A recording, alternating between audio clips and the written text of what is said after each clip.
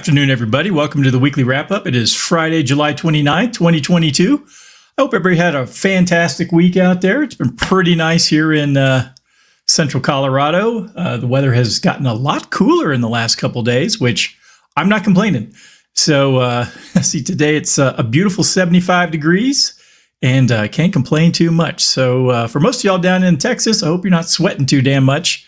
But, hey, you're always welcome to come up here and visit. So, anyways, pretty good end of the week. The markets looked a lot better today. Again, I wouldn't get too excited. And I actually have an article about that at the very end.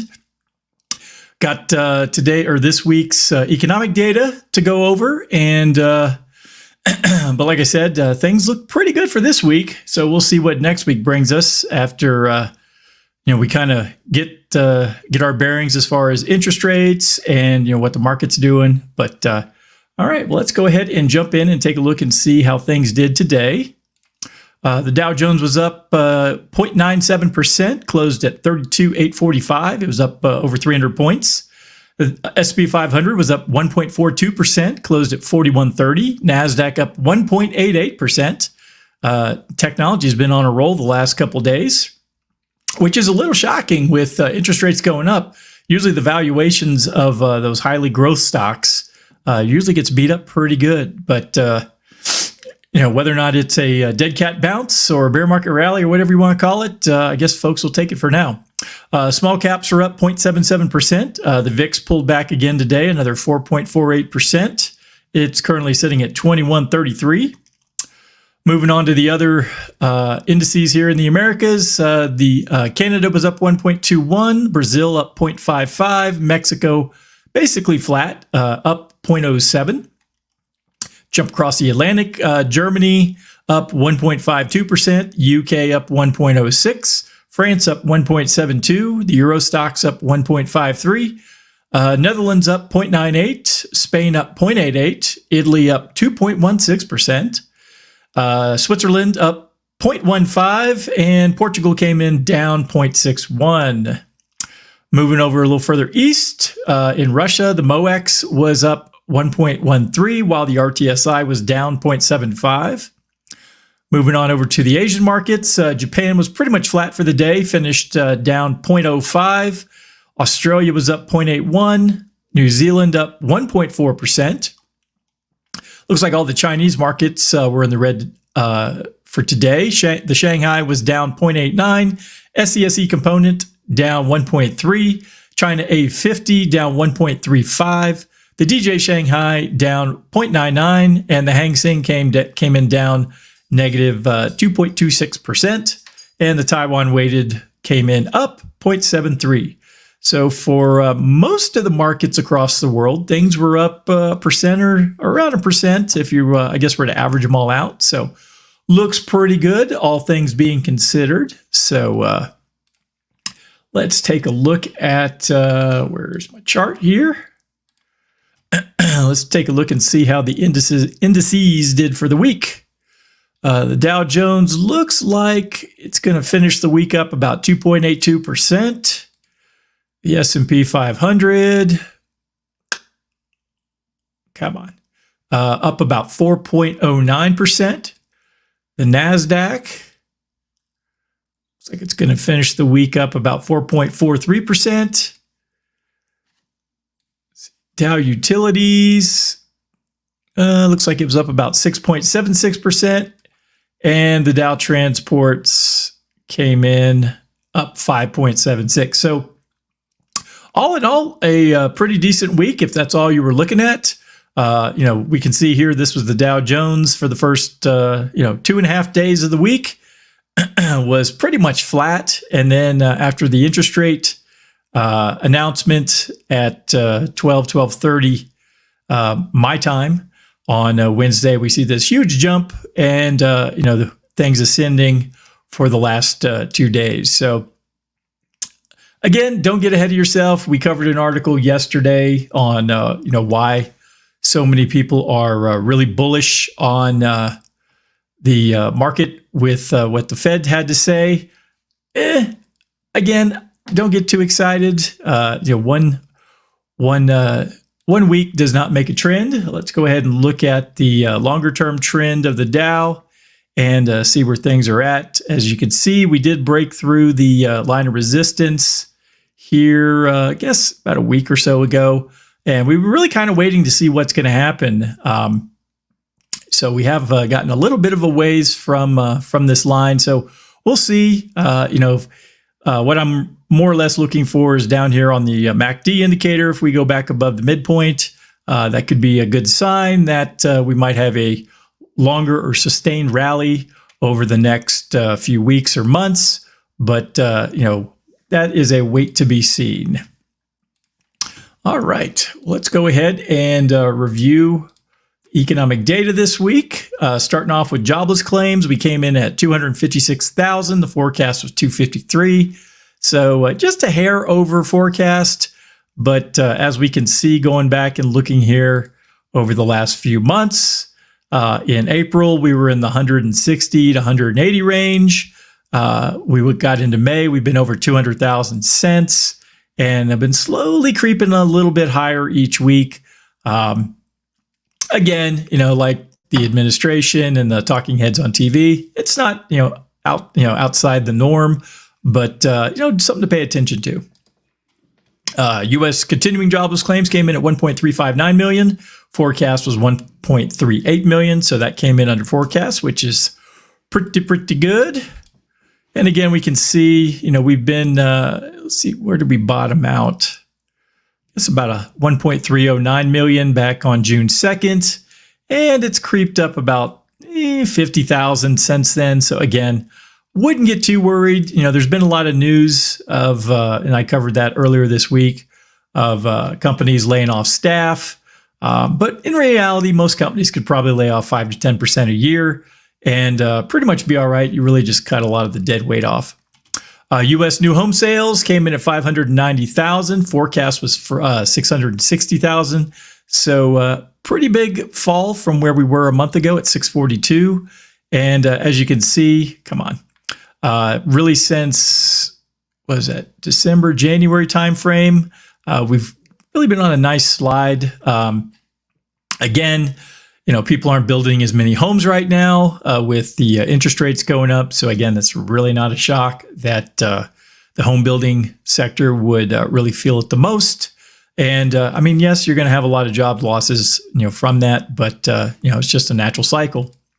U.S. durable goods orders month over month came in at 1.9 increase. The forecast was actually for a retraction of 0.5%. So that came in much better than expected. U.S. GDP, if you were living under a rock, maybe you haven't heard this, but we contracted in the second quarter by 0.9%. The forecast was actually to grow by 0.5%. So few people were quite a bit off. So, this not the best, but again, with all things considered, it's not really a surprise. All right. Well, let's go ahead. Didn't have a lot of data coming out this week. Let's go ahead and read through today's market recap. S&P 500 rises as Apple, Amazon rally to keep big tech in demand. The S&P 500 climbed Friday, led by energy and gains in tech, following quarterly results from heavyweights Apple and Amazon that weren't as feared. Energy rallied more than 3% as oil majors Chevron and ExxonMobil racked up gains after reporting better than expected results. Rising oil prices also supported sentiment on energy stocks on bets that major oil producers are unlikely to decide to boost output when they meet next week.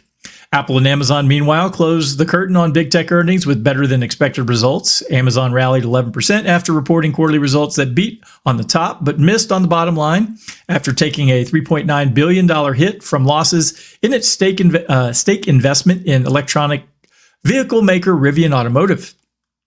Apple, meanwhile, was up more than 3% after quarterly results topped estimates, supported by strength in the iPhone demand, even as supply chain and China lockdown issues weigh on growth. Quote, we would characterize this quarter as a major bullish sentiment on iPhone demand and Cupertino's ability to navigate a supply chain shortage in an impressive performance, end quote, Wedbush said in a note. Roku, meanwhile, fell 24% after the streaming device company painted a gloomy picture ahead of flagging slowdown in ad spending and a weaker economic backdrop that will likely dent demand. Semiconductor stocks, however, weighed on the broader sector, pressured by an 11% slump in Intel after the chipmaker cut its guidance after delivering its worst quarterly revenue drop in more than a decade. The resurgence in tech has coincided with a growing expectation that the Federal Reserve will be forced to rein in rate hikes as the economy continues to take a hit from inflation, with data showing that personal consumption expenditures price index rose by more than expected 6.8% to a fresh 40-year high, undermined the Fed's dovish tone, Stifel said. The Fed earlier this week indicated that it could slow the pace of tightening after September to reassess the impact of rate hikes on the economy and inflation. In other news, solar stocks were also in demand following better than expected quarterly results from First Solar Inc. Optimism on renewable stocks has also been boosted by the climate spending bill struck by U.S. Senators Joe Manchin and Chuck Schumer that is expected to ramp up renewable energy development and growth, end quote, or, well, end of article. Yeah, I'm not a big fan of funding all that crap through the federal government because, they're just laundering that money to the pockets of the politicians and their friends.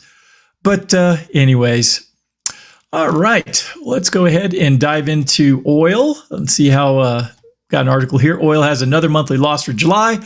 Bulls hedge on OPEC meet. For the oil market, the fear of OPEC is greater than the fear of an implied U.S. recession. U.S. crude rose for a third time this week, but still settled below the key $100 per barrel level, while Brent remained above the three-digit mark amid concerns about what global oil producing alliance OPEC Plus might do with output quotas when it holds its August meeting next week. As trading for July closed, New York WTI posted a monthly loss of 7.2% after June's 7.4% slide. For the day and week, though, WTI was up. U.S. crude benchmark settled Friday session up $2.20 or 2.3% at 98.62 for its September delivery contract. For the week, September WTI was up 4.1% after a decline of 13% over the preceding weeks. London traded Brent for October delivery showed a decline of about 4.5% for July after June's 5.7% drop. For Friday itself, the global crude benchmark settled up $2.14 or 2.1% at 103.97. For the week, Brent was up 5.7%, extending last week's 2.7%. Prior to that, Brent had fallen a cumulative 17% over 5 weeks. Oil's rise on the day and week came after attention turned towards OPEC Plus's August 3rd meeting, which will decide on the group's September production. Sources within the 23-nation OPEC Plus told media on Friday that the alliance might hold production unchanged or raise it only slightly for September, despite arduous efforts by the Biden administration to cajole the Saudi-led and Russian-supported alliance in boosting output appreciably. Now, why would they do that? They're making money hand over fist. They're not really feeling any strain where they're at. So, why would they help us? I mean, I wouldn't. Quote, all eyes are now on that meeting, which will take place against the backdrop of lower economic growth forecasts, heightened recession risks, and a U.S. economy that may or may not already be in recession, depending on who you're talking to, said Craig Earlham, analyst at online trading platform Rwanda. Oil prices took a tumble earlier in July on worries of an oncoming recession, confirmed this week by anemic second quarter U.S. economic data. And there's more here, but you're welcome to read that at your own leisure. So, like I said, I don't think that the OPEC and the Saudis will be in any real hurry, especially if we're heading into a slowing economic period. They're just going to pump a lot of oil that's just going to sit around and not get sold. So, from their perspective, I can understand why they're in no big rush. Again, it's not like we don't have oil here in America. We could be pumping a lot more, but we'd rather ship it across the water for some reason. I guess all the not in my backyard people are really big on that. All right, next article has to do with gold. Gold bulls pop the bubbly on U.S. recession. Big week versus 4 month in the red.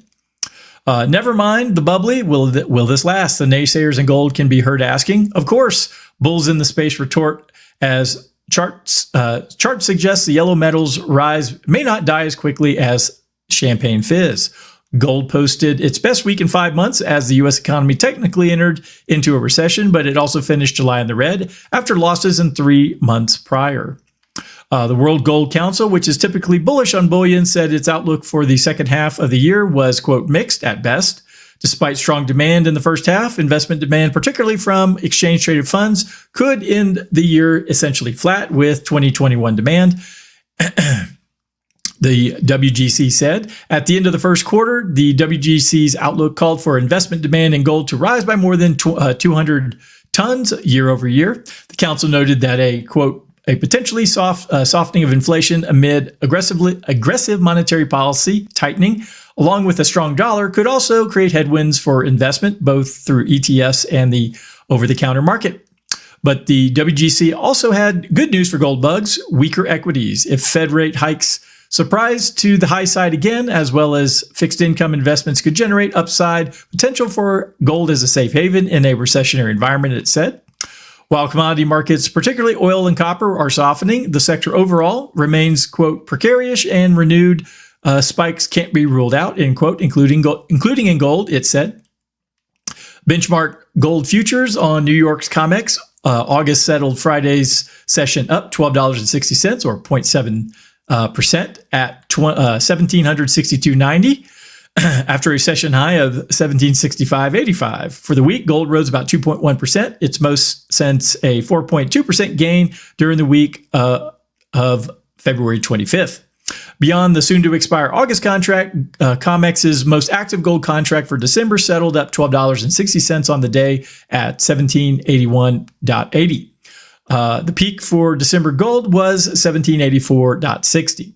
Gold chart suggests that the yellow metal could continue rising until 1800 if the dollar and bond yields retreat further from projections for softer Federal Reserve rate hikes throughout the remainder of the year. Quote, the risk of a full percentage rate hike by the Fed is long gone, end quote, said Ed Moya, analyst at online trading platform Rwanda. Quote, gold is breaking out now that a peak in the treasury yields is firmly in place. Stagflation is here to stay, and that should be good news for gold prices. The U.S. economy is heading towards a recession as long as Wall Street believes the Fed will deliver a slower pace of tightening. Gold should start seeing safe haven flows again, end quote. Gold's uptick this week came after the Commerce Department reported on Thursday that U.S. gross domestic product posted a negative 0.9% growth in the second quarter after a contraction of 1.6% in the first quarter GDP. The back-to-back negative quarters technically places the economy in a recession, unless you're talking to Janet Yellen.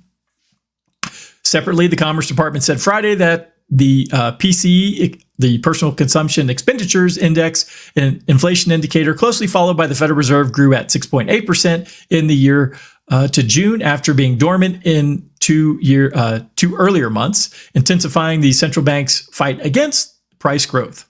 With the PCE's rise for June, it indicated that inflation was relentless at a 4-decade highs, and that the Fed may not be done with yet the supersized rate hikes it had carried out earlier this year to fight price growth. The central bank has raised rates 4 times already this year since March, with the latest 2 increases of 75 basis points being the highest of their kind in 28 years. Gold is supposed to be a hedge against inflation, but it has not been able to hold up that billing for most of the past 2 years since hitting record highs above 2,100 in August of 2020. One reason for that has been the rallying of the dollar index, which is up 11% this year after a 6% gain in 2021. The dollar, a contrarian trade to gold, has fallen almost 1% combined the past 2 days against a basket of 6 other major currencies. So yeah, that's really, I'd say, probably the biggest headwind for the gold, or for the yellow metal, has been the strengthening of the dollar. What would normally happen is, you have a bunch of inflation, and which would strengthen the value per ounce of whatever your gold, silver, wheat, whatever, and but with the dollar strengthening in relationship to the other major currencies around the world, that's put a lot of downward pressure on on commodities in general. So except for oil. All right. One last article here: why rebounding stocks may not be a good thing. This comes from The Street, and it's written by Dan Wheel. After dropping for the first 5.5 months of the year, the S&P 500 has rebounded 8.5% since June 16th and 4.5% since July 26th, the day before the Federal Reserve raised interest rates. Investors have turned enthusiastic towards stocks, partly because Fed Chair Jerome Powell said after the rate hike that the central bank will eventually slow its rate hike campaign. So I guess traders have really taken that as good news that, hey, we're going to slow things down. And you're already reading. I know I've read enough articles where they've talked about already thinking about rate cuts and potential. They're probably already salivating about quantitative easing at some point in the future.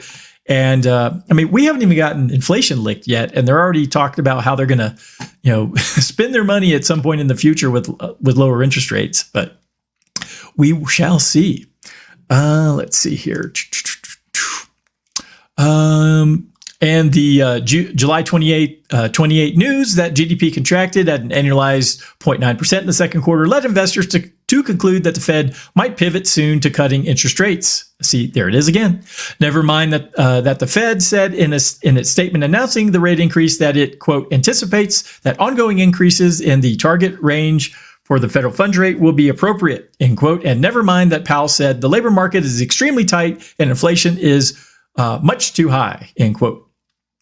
Bullish in spite of all. Despite all that, investors have clearly turned more bullish. Another factor boosting sentiment is that Apple and Amazon reported stronger than expected revenue for the second quarter, but not everyone is convinced that the stock recovery will last. Quote, this is a rally within a bear market rather than the start of a new bull market, end quote, said David Donabedian, Chief Investment Officer at CIBC Private Wealth. Quote, we would expect a lower price earnings ratio if we were at the bottom of the market. While the equity market has partially recovered, we expect it to retest the lows we saw in June, end quote. With the S&P 500, the S&P 500 remains down 14% year to date. As of July 22nd, the forward 12-month price earnings ratio for the index was 16.7, barely below the 10-year average of 17. And the last 10 years was a period when the S&P 500 surged 11.38% annualized. You would think the stock rebound is a good thing, even if it's just a bear market rally. But some say this isn't the case. That's because rising stocks mean a loosening of financial conditions, and the Fed is seeking to tighten financial conditions to slow inflation. Just July 29th, the government reported that the Personal Consumption Expenditures Price Index, the Fed's favored inflation gauge, soared 6.8% in the 12 months through June, the biggest increase in 40 years. Financial conditions consist of the dollar's level, corporate bond spreads, stock market levels, and interest rates. The potential ascent for stocks is very much capped, and the Fed needs to tighten financial conditions to curb employment and thereby push inflation lower, former New York Fed President Bill Dudley told Bloomberg. Obviously, the Fed won't stop raising rates until it gets price increases under control. So paradoxically enough, many investors want rates to fall so that stock prices can rise. But a rate decline is unlikely to come before stocks slide. So yeah, it's, I understand folks want rates to be as low as possible because, it lowers borrowing costs. But in the financial markets, really what that does is juice the equity prices, especially for growth stocks, and, creates an overvalued market, which, some people will say that the stock market is, a giant bubble created by this credit asset boom over the last, 10 or 20 years. And, when it deflates, we could be in real big trouble. So again, that's just, some analysts and some talking heads view on things. Me personally, I just don't think that the market has capitulated enough over the last, few months to, really give you a sign that, the bear market's over and now we're heading into a new bull market. So again, I trade off of momentum and where things are headed, but we shall see what happens in the long term. All right. Well, that's everything I had for today. Hope everyone has a fantastical weekend. And if anyone needs anything from me, please go to dsafinancialgroup.com. All my information is there. And I'll be back on Monday with the weekly update. And I hope everyone has a great weekend. Bye-bye, folks.